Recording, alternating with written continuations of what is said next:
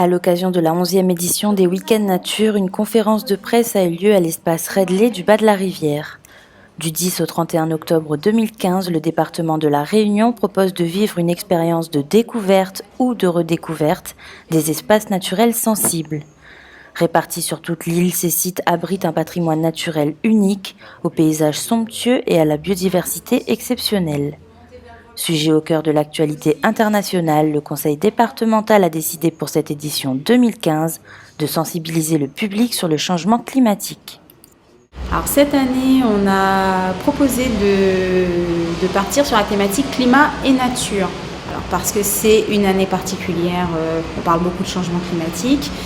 Et on s'est dit que les gens auraient peut-être envie de savoir exactement ce que c'était que cette histoire de changement climatique, parce qu'aujourd'hui on en parle avec beaucoup de grands concepts.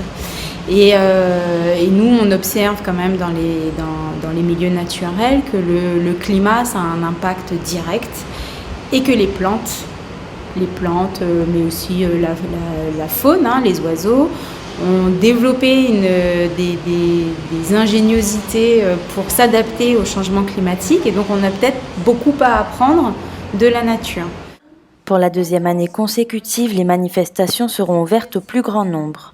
En effet, diverses animations originales et variées seront accessibles aux personnes porteuses de handicap. Déjà, le département intervient fortement pour les personnes porteuses de handicap. Donc, ça nous paraissait, au niveau de l'environnement, ça nous paraissait important de pouvoir toucher tous les publics du département. Et puis, c'est surtout que les espaces naturels, ils sont pour tous les Réunionnais. Donc